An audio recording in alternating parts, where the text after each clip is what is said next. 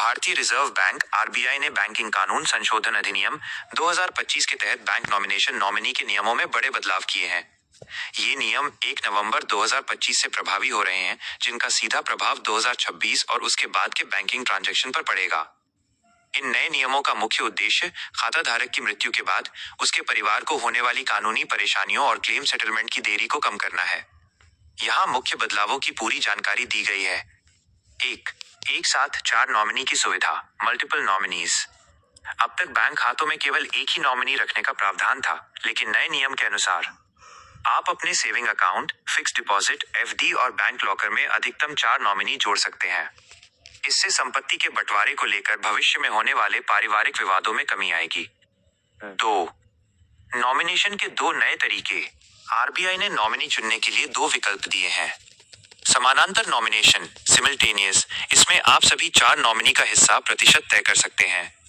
उदाहरण के लिए, नॉमिनी ए को 50%, बी को 20% और सी को 30%। कुल हिस्सा 100% होना चाहिए। क्रमिक नॉमिनेशन, सक्सेसिव। इसमें आप नॉमिनी की प्राथमिकता, प्रायोरिटी तय करते हैं। यदि पहले नॉमिनी की मृत्यु हो जाती है तो पैसा दूसरे को मिलेगा और इसी तरह आगे भी। 3. लॉकर और सेफ कस्टडी के नियम। बैंक लॉकर और सेफ कस्टडी के लिए केवल क्रमिक सक्सेसिव नॉमिनेशन की अनुमति होगी। इसका मतलब है कि लॉकर का एक्सेस एक एक करके नॉमिनी को मिलेगा, न कि सबको एक साथ। 4. नॉमिनी की पूरी जानकारी देना अनिवार्य। अब केवल नाम देना काफी नहीं होगा।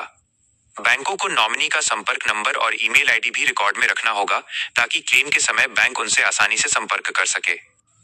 5. क्लेम सेटलमेंट में तेजी। नए नियमों के तहत बैंकों को मृत्यु के बाद होने वाले क्लेम को जल्दी निपटाना होगा। यदि नॉमिनी पंजीकृत है तो बैंक को कानूनी उत्तराधिकार प्रमाण पत्र, सक्सेशन सर्टिफिकेट की मांग करने की जरूरत नहीं होगी, जिससे प्रक्रिया आसान हो जाएगी।